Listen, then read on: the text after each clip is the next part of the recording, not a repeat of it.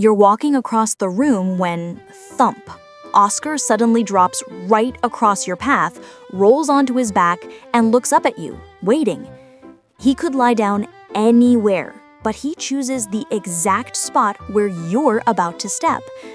For a species that always has to protect its belly, the most vulnerable part of the body, this is not just being silly, it's a risky decision. He's deliberately putting himself in your hands to see what you will do with that trust. But most of us react on autopilot. We just step over him, reach in to rub his belly, or treat it like something completely normal. For the cat, though, every one of those moments adds another line in his mental notebook. Around you, is he truly safe? Are his boundaries respected? Or is he just an obstacle in the way? It may sound a bit over the top, but those seemingly harmless flops are tiny moments quietly shaping the way your cat sees you. Just the person who feeds me as long as we don't collide, or the rare safe zone where I dare to drop my guard completely. If you truly want to understand your cat's mind, not just to get scratched less, but to be genuinely trusted, then stay until the end. In this video, we're going to peel back each layer of meaning behind a very simple scene, a cat lying right in front of you. And if you feel this topic is something more cat guardians should know about, don't forget to like, share the video, and subscribe to the channel. That's how you help more cats live in homes that actually know how to listen to them.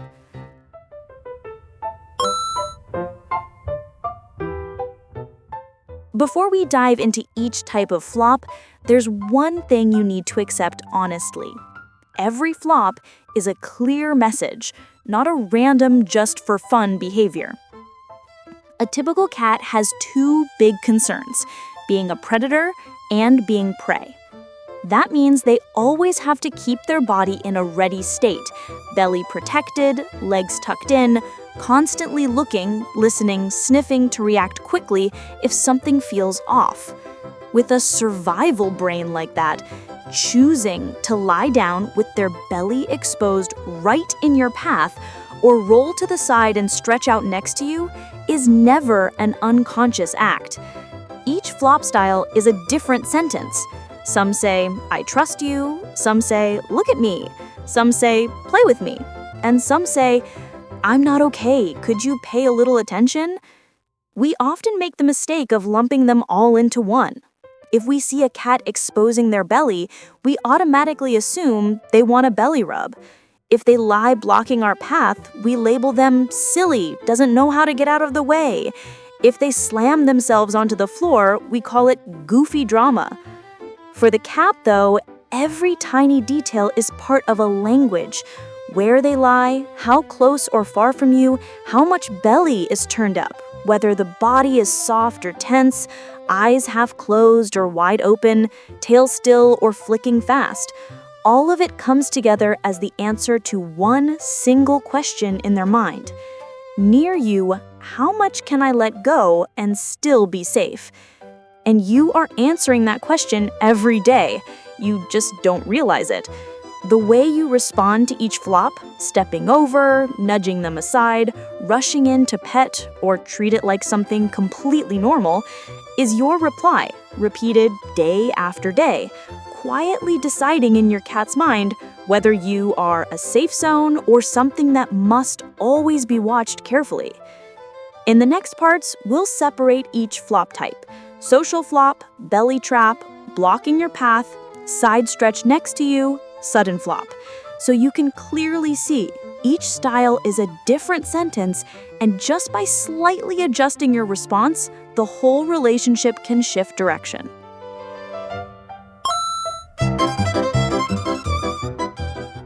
Number 1, a social flop, the trust fall and a quiet love confession.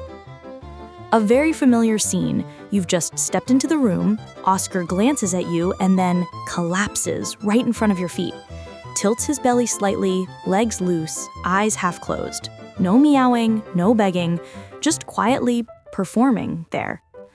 In behavior studies, this fall even has a name, the social flop. a social flop, or a flop used to call for connection. From a survival point of view, this is a very backwards move, exposing the belly, relaxing the legs, slowing down reaction speed, in exchange for one thing only, being allowed to drop his guard next to you. So the social flop is more like a whisper. When I'm near you, I can afford to be a bit weaker, rather than a neon sign that says, "Please rub my belly right now." Reading it is simple. If the body is soft, legs loose, tail still, eyes soft or slow blinking, that's trust. If the legs are tense, tail twitching, eyes staring, that's a boundary test. Rushing in to grab the belly in that moment is like giving the wrong answer on an exam. The cat will use teeth and claws to remind you, not here. The cat correct response is to pause for a beat, lower yourself a little, speak softly to them, offer your hand around the head, cheek, neck area, and let them decide whether they want to come closer. You don't have to do much, just give them the power to choose. For a cat, having their boundaries respected feels better than being petted. And if one day a cat who used to flop a lot in front of you suddenly does it much less, or has trouble getting up after a flop, walks with a limp, or shows discomfort when you touch their back, belly, legs, then this is no longer about emotions, it's a health signal. In that case, the kindest thing you can do is not to keep petting to get them used to it, but to take them to the vet. Number 2, the belly trap, a trap or a boundary exam. You've probably been attacked like this before. Lily rolls over, snow white belly on full display in the middle of the floor.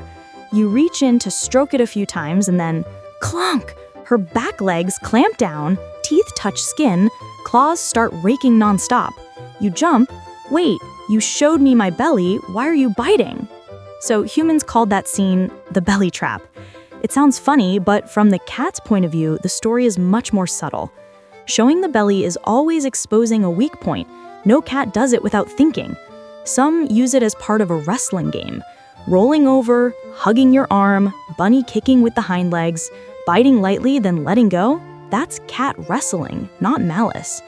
But there are also times when they roll over to check, will you respect my limits or dive into a place I don't like? The key lies in the body language around that belly.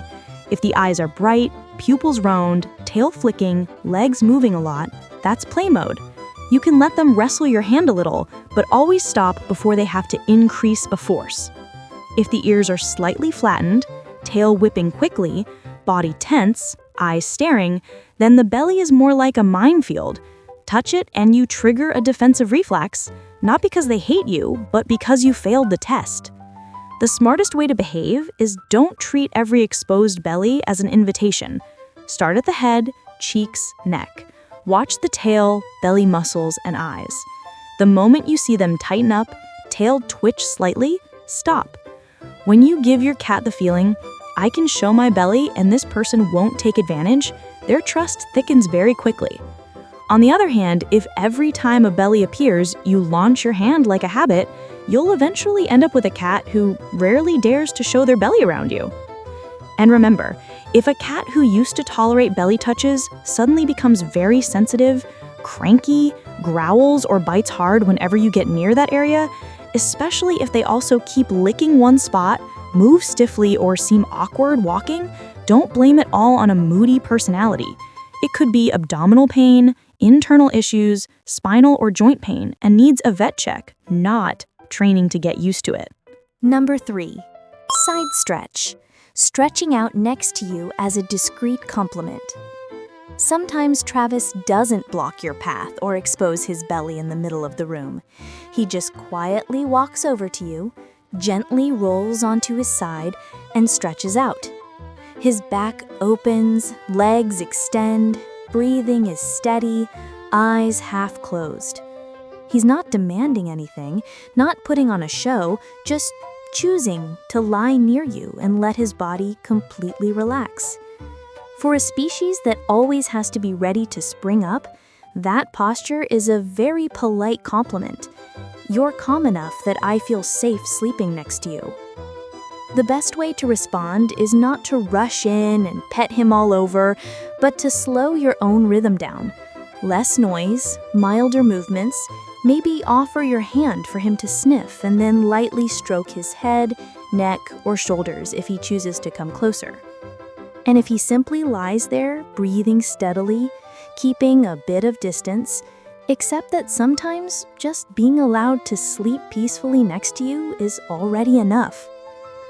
And like every other flop style, if one day you notice Travis having a harder time stretching, stopping halfway, repeatedly licking one spot, or getting up stiffly, then this is no longer a compliment, but a possible sign of muscle, joint, or spinal pain. At that point, the person he needs is a vet, not a phone camera for cute stories. Number 4. Sudden flop. The dramatic fall and the final test. There's a very dramatic kind of flop. Garfield is walking normally, spots you, looks at you for exactly 1 second, and then crashes to the side, like the brakes failed, sometimes with a little chirp or a quick tail flick. Then he just lies there, eyes glued to you like he's waiting to see how the audience will react. Unlike the slow, soft social flop, the sudden flop is usually quick, a bit over the top, and very intentional. For many cats, this is their way of saying straight out, "Look at me, play with me." If after the flop he rolls back and forth, reaches his paws toward your legs, rubs against you, or makes small sounds, it means his mood is light and playful. In that moment, all you need to do is crouch down, talk to him, offer your hand for a sniff, and play a little. Those few minutes are worth more to him than any expensive toy. But sometimes he flops really fast and then just lies there, only watching. No rubbing, no begging. In that case, the sudden flop is more like a test. When I do something very obvious, will this person actually stop for me? If you simply keep walking, ignore him, or nudge him aside, his mind adds another line. I speak up and no one really listens. If you just pause for a few seconds, say his name, give a slow blink, and say one small sentence, that's enough for him to feel, okay, I matter in this world. And don't forget, if a crash flop doesn't look like play at all, he stumbles, has trouble standing up, breathes fast, his eyes darting, head tilting, walking unsteadily, then this is not communication anymore, but possibly a serious health issue. Any flop that makes you feel uneasy does not belong in a funny clip. It belongs in a vet's office. Number 5. Blocking. When your cat lies in your way like a passive protest. You're carrying bags in from the door or quickly walking down a hallway when Pumpkin suddenly lies down right in the middle of your path. Not off to the side, not under a chair, but parked exactly where you're forced to notice him. In terms of safety, that's a terrible choice. A small body with fragile bones putting itself in the path of a creature many times larger and heavier. But emotionally, it's a very clear statement. I want to be right at the center of your world. Wherever you go, you have to go past me. For many cats, blocking is simply a need to be acknowledged. They want you to stop, look at them, say something, or at least step around them instead of sweeping them aside like clutter. For others, this is a passive protest. An empty bowl, a dirty litter box, playtime cut short, you coming home but glued to your phone, all of it piled up into one act of lying in your way. Could you stop and look at me for a moment?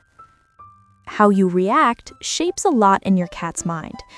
If you always push them aside with your foot and scold, "Move," they'll learn that when they put themselves in the middle of your life, they get shoved to the edges.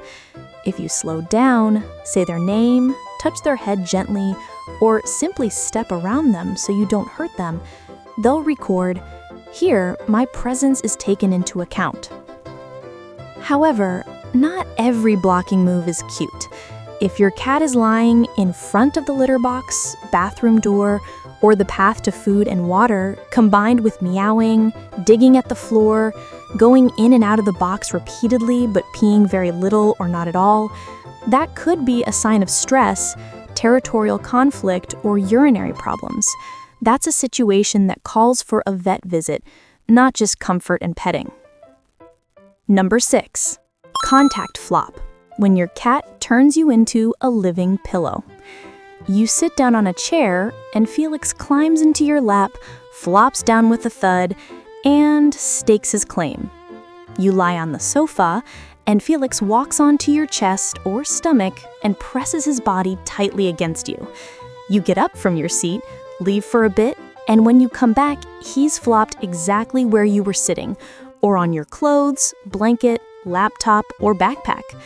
That's a contact flop, or what we can call an anchor flop, and flop that turns you or anything that smells like you into an anchor of safety. It's not just, I'm okay sleeping near you. It's, I want my body to be touching you because that's where I feel the safest.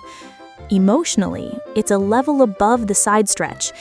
He doesn't just trust you, he's using you as a wall against the world, using your heartbeat, breathing, and scent as the background for sleep. Behavior-wise, it's also a way of mixing his scent with yours, reinforcing the feeling that we're a unit. The ideal response, if you're healthy, not short of breath, and not dealing with back or knee pain, give him a set anchor time each day.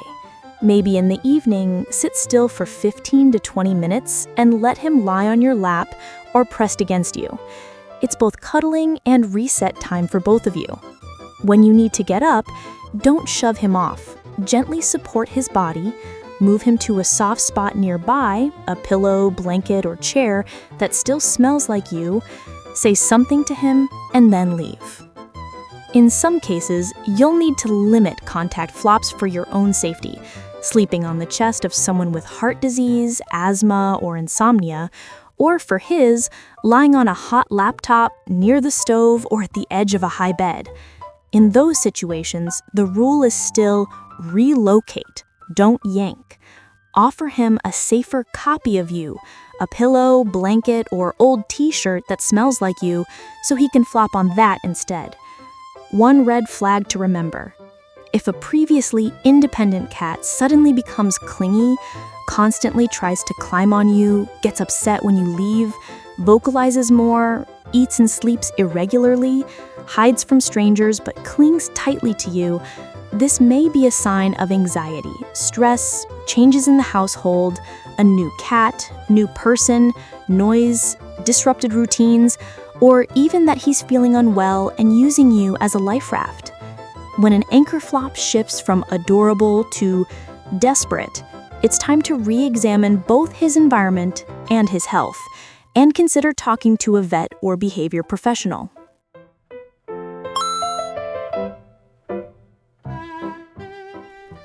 To fully understand what these flops mean, we have to go back to the cat's default configuration, a small predator that is also prey for larger animals. Their survival brain is programmed to protect the belly, tuck in the legs, keep a safe distance, and always be ready to spring up or run away. In that context, choosing to expose the belly right in front of your feet, lie blocking your path, stretch out beside you, or climb directly onto your body to sleep is a choice that's extremely far from instinct. They only do that when they've judged that the environment is very familiar, very safe, and that the individual attached to it, that's you, is not a threat. In other words, flopping is a kind of premium privilege that only appears when their home is calm enough and the relationship is solid enough. Beyond instinct, cats also have something impressive, the ability to learn directly from you. They experiment with different ways of approaching you, flopping in front of you, blocking your path, stretching beside you, climbing into your lap, and then watch which style makes you stop, talk, play, and pet them gently. Which one leads to being shooed away, grabbed roughly, or poked in annoying ways? Behaviors that bring comfort will be repeated. Those that lead to discomfort will gradually fade. Their entire flop collection today is a Mac that has been adjusted many times based on your reactions. The other side of the story is hormones and emotions. When a cat chooses to come close, flop, rub, lie pressed against you, and you respond appropriately, gently, respecting their boundaries, both of your bodies tend to soften. Heart rates settle, muscles loosen, and the feeling of safety increases. That's when bonding and relaxation hormones, like oxytocin, get their chance to work. On the flip side, if every time they start a conversation with their body, they end up being squeezed, poked in sensitive spots, or pushed out of the way, their body will learn to associate you with stress, and the flops will become rarer, stiffer, and at a greater distance. Finally, behavior science keeps repeating one thing that seems obvious but is easy to forget. Pain and discomfort distort every behavior. A cat with joint pain, back pain, or abdominal pain can still flop, but the flop will look more strained. Getting up will be harder, and they'll get irritable when certain areas are touched. If you look at every collapse through a cute filter only, you'll miss the earliest signs of illness. A slight limp, constant licking of one spot, rapid breathing, changes in preferred resting places, unusual clinginess. At that point, the correct response is no longer match their mood for play, but get them to the vet in time. In short, instinct explains why flop behavior is risky. Experience with you explains why they still dare to do it. Hormones and emotions explain why every flop that's answered properly pulls the two of you closer. And health explains why some flops are no longer love confessions, but urgent messages.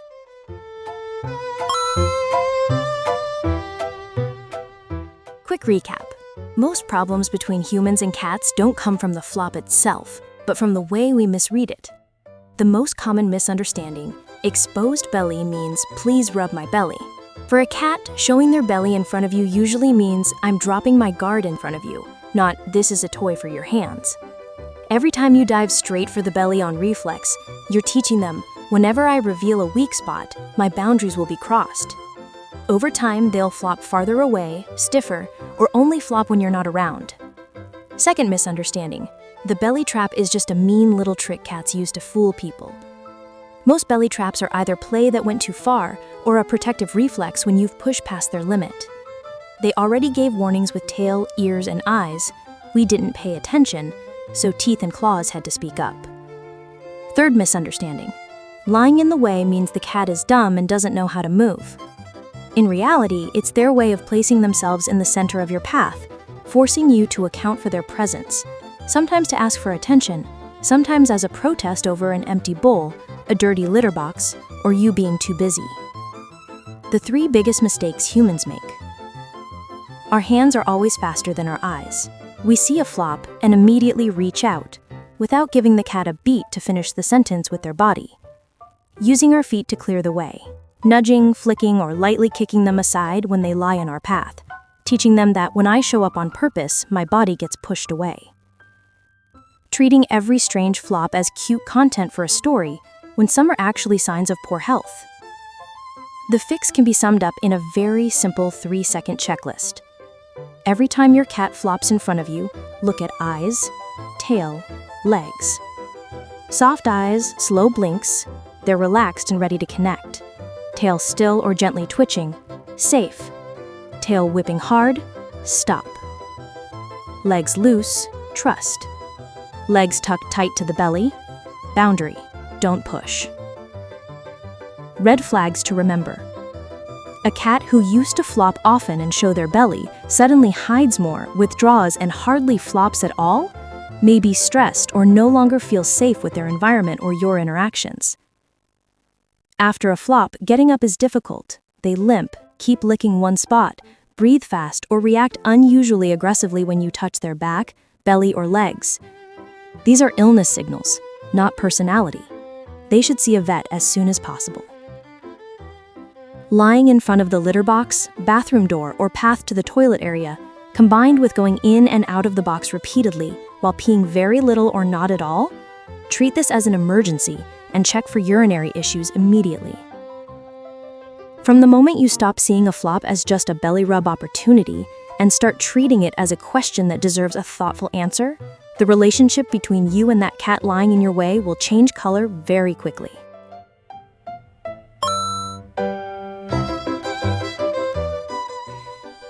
flop is a sentence written with the body. Being next to you, I'm willing to put myself at a bit of a disadvantage, and that's okay. The hard and honest question is, up until now, how have you been answering those little love confessions? With those itchy hands that always shoot straight for the most vulnerable spot on their body? With the hurried foot that pushes them out of your way so they're not in the way? Or with just a few seconds of slowing down, really looking at them, saying one small sentence to them, and respecting the boundary they're trying to draw? The good news is, cats don't carry a notebook of past crimes as long as we imagine. What they feel most clearly is from today onward. Every time they dare to flop in front of you, whether you're willing to listen more carefully. As long as you build the habit of that 3-second checklist, a quick glance at the eyes, the tail, the legs, respect even the tiniest no, and remember that unusual flops are always a valid reason to see a vet, then in their eyes, you've already started to become a different kind of person. Safer, easier to understand, more trustworthy. If, after watching up to this point, you find yourself starting to look at your cat's flops with a different pair of eyes, seeing them less as a cute performance and a bit more with respect and gratitude, then please like the video, subscribe to the channel, and share it with people who are living with cats. Who knows, maybe just a few more people understanding how cats speak with their bodies will mean a few more cats get to live in warmer, fairer homes.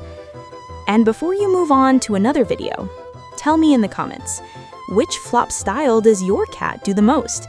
And has there ever been a flop that made you both burst out laughing and also feel like you owed them an apology? Very likely, that very story will become the content of our next video. We always have a veterinarian on our team.